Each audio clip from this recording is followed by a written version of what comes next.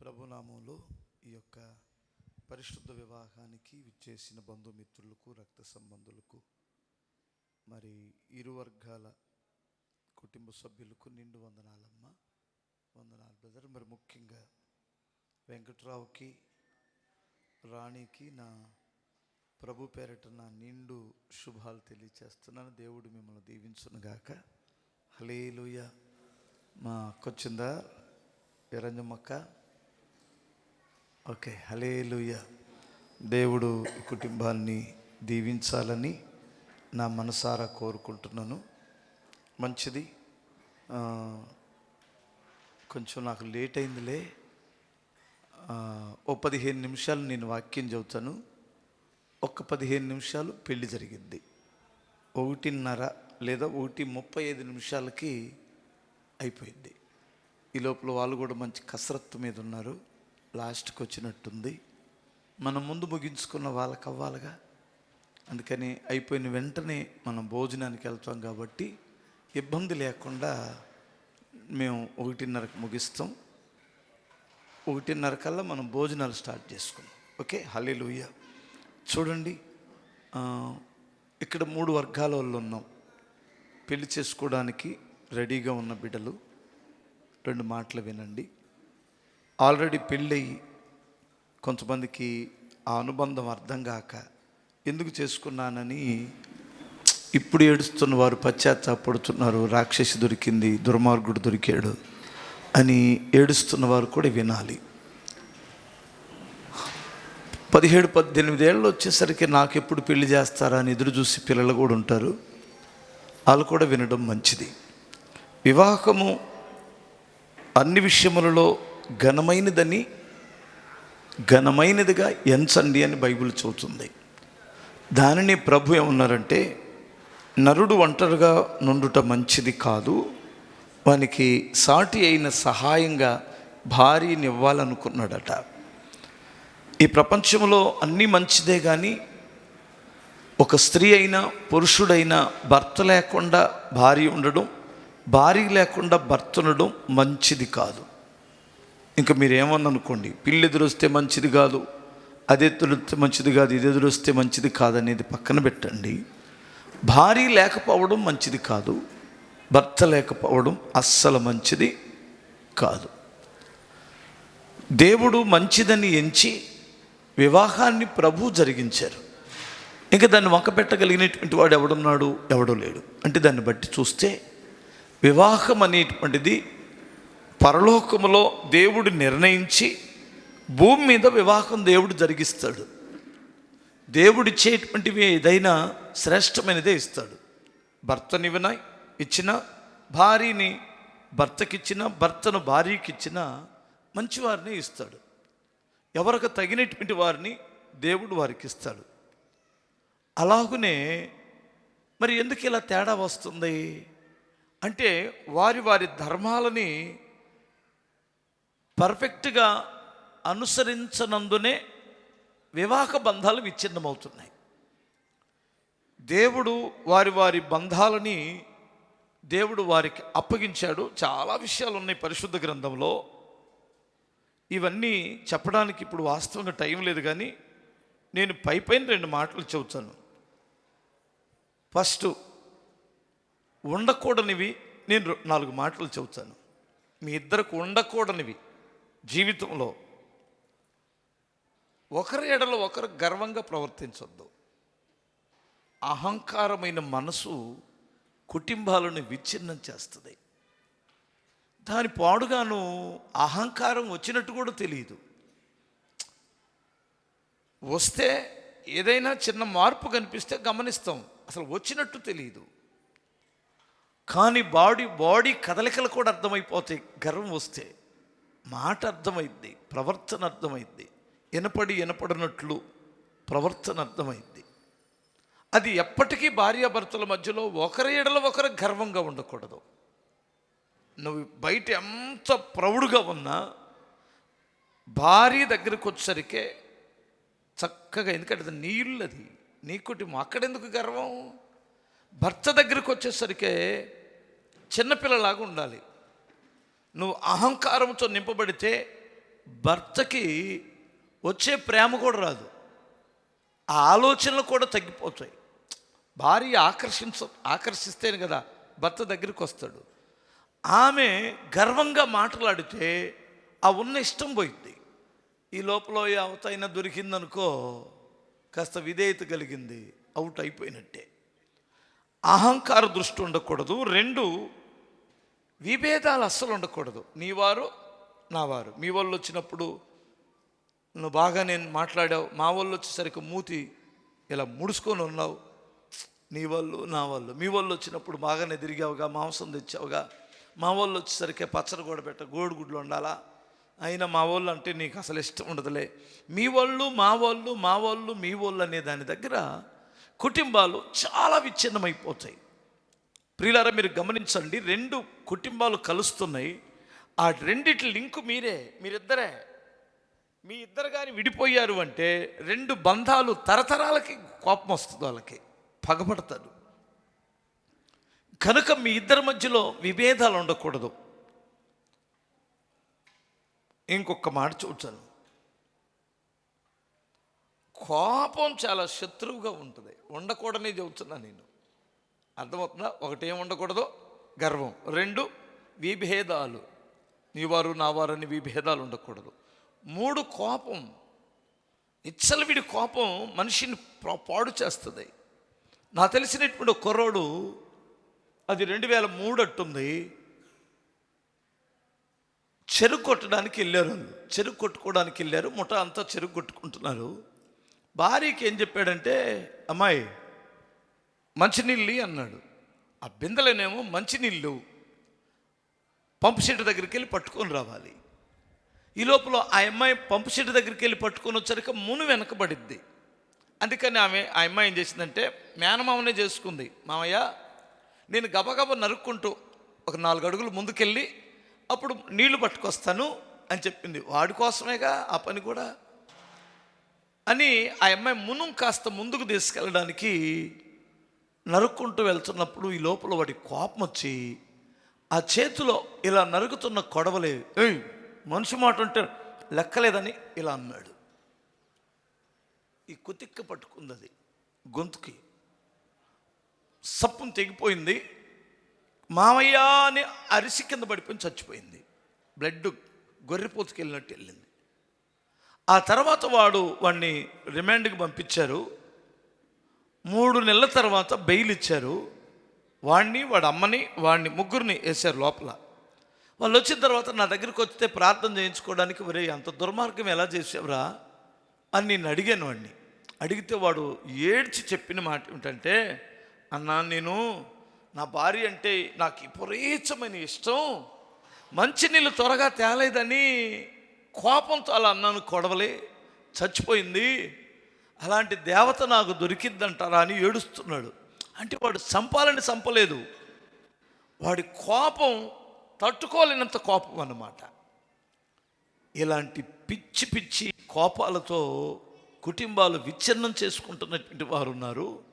కోపాన్ని అణుచుకోవాలి, ఆడే బుద్ధిమంతుడు అంటారు.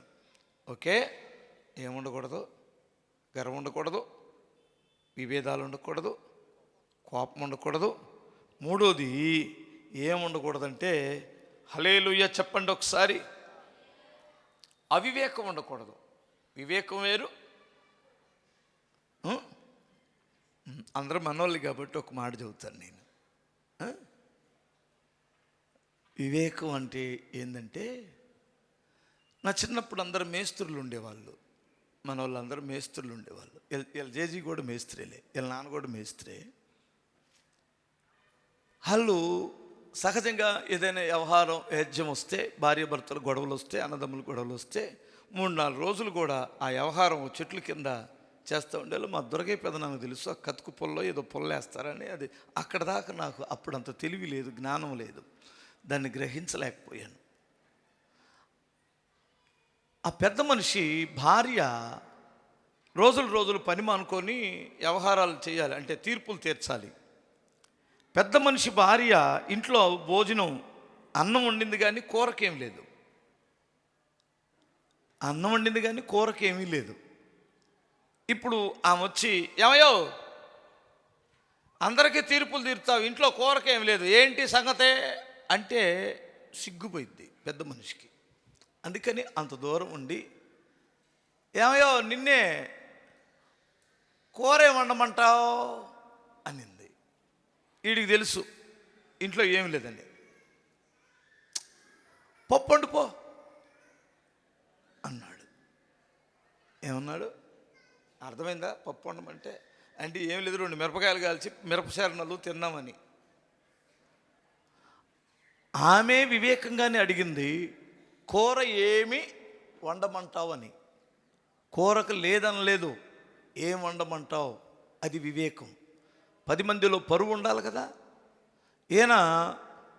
ఇతను హోందాతనం తగ్గదు, పెద్ద మనిషి కదా, మిరపశారు నలవమంటే సిగ్గుపోదు, ఈ ఇంట్లో తిండికే లేదనుకోరు, అందుకనే పప్పు వండు అన్నాడు. చూడండి ఈ కాపురం ఎంత జ్ఞానం కలిగి చేసుకున్నారో. వాళ్ళకి చదువు లేదు, వీళ్ళకి డిగ్రీలు ఉన్నాయి, తెలివి లేదు, ఒక్కొక్కటి జ్ఞానం లేదు. కాపురం ఎలా చేసుకోవాలో జ్ఞానం లేదు. బజారును పెట్టుకునే వారు చాలామంది ఉన్నారు. మనిషి అన్న తర్వాత, సంసారం అన్న తర్వాత కొన్నిసార్లు సమృద్ధి ఉండొచ్చు, కొన్నిసార్లు ఏమీ లేకపోవచ్చు. అన్నిటిని సర్దుకొని వెళ్ళేటువంటి ఆ వివేకం ఉండాలి. భర్త గౌరవాన్ని కాపాడాలి. భార్యను కూడా ఇంటికి దీపం ఇల్లాలంటారు కదా, అవును కదా. దీపాన్ని ఎక్కడ పెట్టుకోవాలో అక్కడ పెట్టుకోవాలి. సూర్యులో పెట్టామనుకో తగలబడిపోయింది ఇల్లు. అర్థమవుతుందా? ఇంటికి దీపమే కానీ ఎక్కడ పెట్టాలో అక్కడ పెట్టాలి. అది ఇల్లంతటికి వెలుగునిస్తుంది. బుద్ధి లేకుండా కానీ దీపాన్ని వాడితే అదే దీపం ఇంటిని తగలబెట్టేసిద్ది. ఇంకదే మన కొంపలు ఆరిపోవడానికి కారణం ఆ దీపం చాలు. మనం భ్రష్టులు అయిపోయి రోడ్లు ఎక్కడానికి కారణం ఆ దీపమే. అందుకని కొంచెం వివేకం కలిగి ఉండాలి. సరే, ఉండకూడనివి 4, ఉండవలసినవి 4 ఉన్నాయి. ఈ మధ్యలో ఉండాల్సినవి 4 ఉన్నాయి. స్తోత్రం చెప్పాలి. ఒకరి ఎడల ఒకరు ప్రేమ. ఏముండాలి తల్లి? ప్రేమ. ప్రేమ సహిస్తుంది,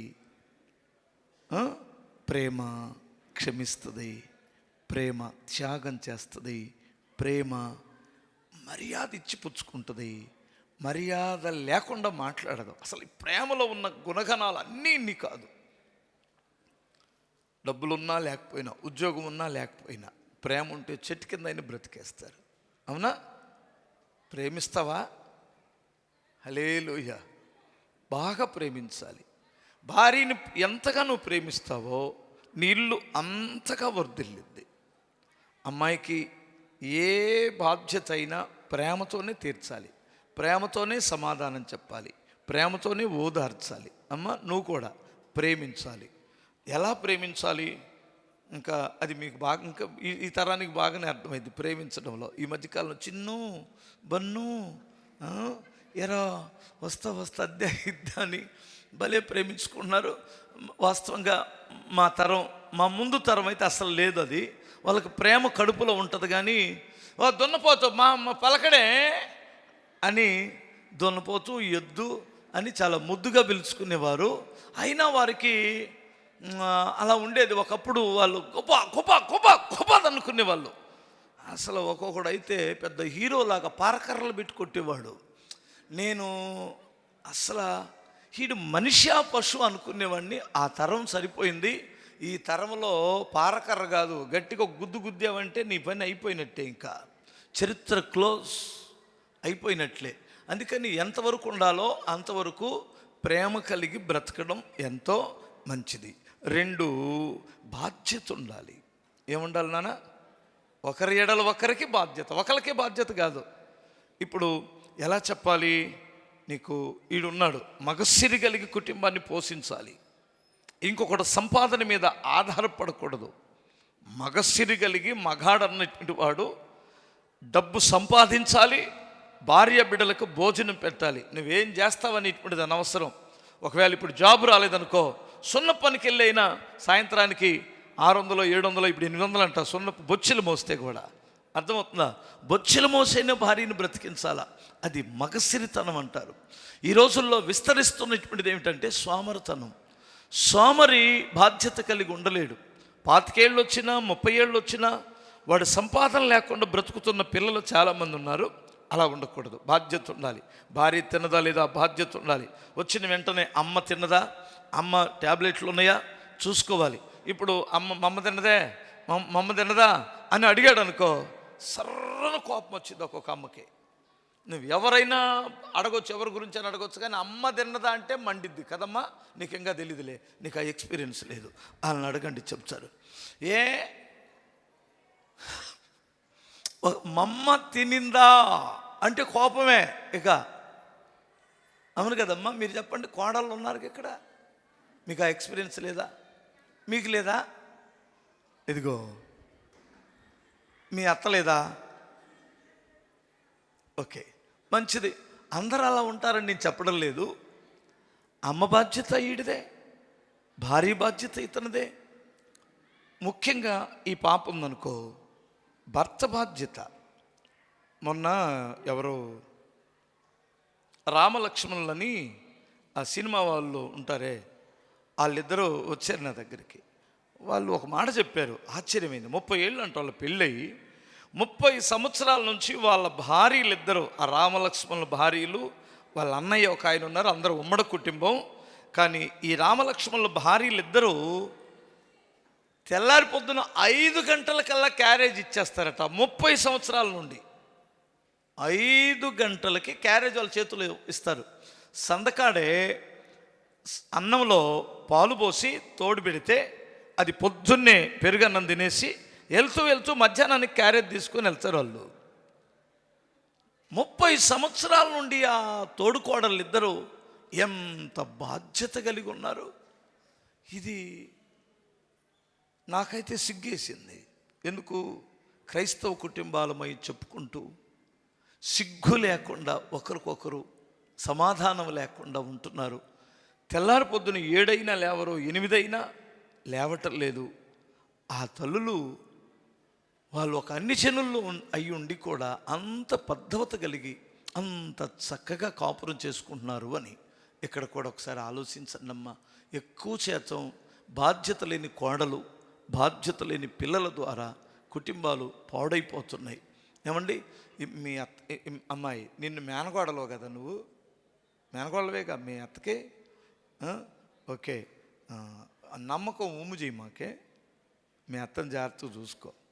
పెద్దమ్మాయి కూడా మంచిదేలే, హల్లెలూయా. మంచిది కాదంటలేదు. ఇద్దరు కలిస్తే ఇంకా బాగుంటుంది కదా. మీరిద్దరూ ఎంత ప్రశాంతంగా ఉంటే అత్తను త్వరగా పంపించేస్తారా మీ మామ దగ్గరికి? లేరు కదా, ఉండాలా. హల్లెలూయా. జాగ్రత్తగా చూసుకోండి. బాధ్యత ఎంతో అవసరం. ఇప్పుడు 2 విషయాలు: ప్రేమ, బాధ్యత, త్యాగం ఉండాలి భార్యాభర్తల మధ్యలో. త్యాగం అంటే ఉద్యోగం ఉండొచ్చు పోయినా, ఏ స్థితిలోనైనా పొద్దుగల అమ్మ వాళ్ళ ఇంటికి కూడా వెళ్ళకూడదు. అమ్మ కుమారి, నీ తండ్రి ఇంటిని మర్చిపోమంటాడు. హల్లెలూయా. ఇంకా చాలా టైం పట్టిద్దేమో. త్యాగం. 4వది ఏంటంటే నమ్మకం. ఏముండాలి చెప్పు? నమ్మకం ఉండాలి. నమ్మకంగా ఉండాలి. నమ్మాలి, నమ్మకంగా ఉండాలి. 100 మంది స్త్రీల్లో ఉన్న నీ భార్య మాత్రమే నీ గుండెల్లో ఉండాలి. చూసిందాలల్లా చూసి ఆశపడకూడదు. స్త్రీ కూడా అంతే. ఒక స్త్రీ చాలా నమ్మకంగా ఉండాలి. నీ చూపు, నీ ఆలోచనలు, నీ క్రియలు. ఏమండి, చావనైనా చావాలి తప్ప పరాయి పురుషుడు నీ హృదయంలోనికి రాకూడదు. అది పవిత్రత లేదా పతివర్త యొక్క ధర్మం. అది ఇలా నువ్వు ఎప్పుడైతే ఉంటావో నీ సంసారం ఆశీర్వాదకరంగా ఉంటుంది. చివరకు ఒక మాట చెబుతాను. 1 గంటకు 1:30 భోజనం పెడతానన్నావు. దేవుని యందు భయము, భక్తి కలిగి ఉండండి. మీ కుటుంబానికి మరి ముఖ్యంగా చెబుతున్నా. మీరు ప్రభువుని నమ్ముకున్నారు, కానీ ఆడ తిరుపతిరావు కూడా చెబుతున్నా. ఎందుకంటే దేవుని నమ్ముకోవడం మంచిది, కానీ స్కూల్లో జాయిన్ అయ్యి స్కూలుకు సరిగా వెళ్ళకపోతే పరీక్షలప్పుడు ఏమవుతారు? ఫెయిల్ అవుతారు. ప్రభు రాకడలో సిగ్గుపడాల్సి వస్తుంది. అందుకని ఏదో తాత్కాలికంగా మన ఖాళీగా ఉన్నప్పుడు వెళ్ళడం కాదు, కానీ దేవుని సన్నిధిలో ప్రతి ఆదివారం విశ్రాంతి దినమున ప్రభు మీ కొరకు ఎదురు చూస్తాడనే సంగతి మీకు తెలిస్తే ప్రభు మీద ఆధారపడతారు. మీ నాన్న దగ్గరికి చనిపోయే ముందు నేను వచ్చా, ఆయన నాతో ఏమన్నాడంటే, ఒక అరగంట కూర్చున్నాను ఆయన దగ్గర. ఇక నేను చాలా పొరపాటు చేశాను మ్యాథ్యూస్ గారు, ఈ మధ్యకాలంలో నేను దేవుణ్ణి నెగ్లెక్ట్ చేశాను నేను, ఇక నుండి చేయను. నేను నా ఆశ ఒకటే, నా కుటుంబం అంతా దేవుని మందిరంలోకి వచ్చి ఆడ ఎదగాలని ఉందని ఆనాడు చెప్పాడు ఆయన. అప్పుడు వెంకటేశ్వర కూడా ఉన్నాడు, అక్క కూడా ఉంది. ఆయన స్వయాన ఒప్పుకున్నది ఏమిటంటే, ఈ పనుల్లో, పిల్లల చదువుల్లో కాస్త కూస్తో, ఈ పనుల్లో కాస్త కొద్ది చిన్న అప్పులయ్యి దీని ద్వారా నేను దేవుణ్ణి నెగ్లెక్ట్ చేశాను అని ఒప్పుకొని ఆయన కళ్ళమ్మటి నీళ్ళు పెట్టుకున్నాడు. నేను అంటాను, మీరు నెగ్లెక్ట్ చేయొద్దు దేవుణ్ణి. దేవునికి ప్రథమ స్థానం ఇవ్వండి, దేవుడు మీకు ప్రథమ స్థానం ఇస్తాడు, దేవుడు ఆశీర్వదిస్తాడు. ఓకే నాన్న? దేవుని భయము, భక్తి మీలో ఉండనివ్వండి. ఏముండాలి చెప్పండి? ప్రేమ, బాధ్యత, త్యాగం, నమ్మకం, దేవుని భయము, భక్తి. ఇది ఉందనుకో, మీ సంసారం ఆశీర్వాదకరంగా ఉంటుంది. అంతే. హల్లెలూయా. పెద్దవాళ్ళని కొంతమంది చూడండి, దొరకే పెదనాన్న చివరిని కూర్చున్నాడు. నేను మొన్న ఆయన అడిగి ఒక్క మాట, పెదనాన్న మా నాన్నకంటే ఒక సంవత్సరంన్నర పెద్దోడు అంట ఆయన.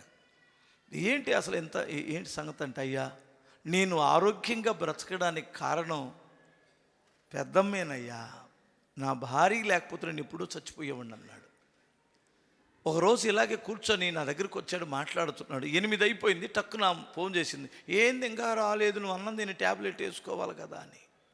ఈ రోజుల్లో ఉన్న ఆడోళ్ళు వాడు ఏడన్నా పోని ఇప్పటికీ ట్యాబ్లెట్లు ఒలిసి ఇచ్చే పెద్దోళ్ళు ఉన్నారు.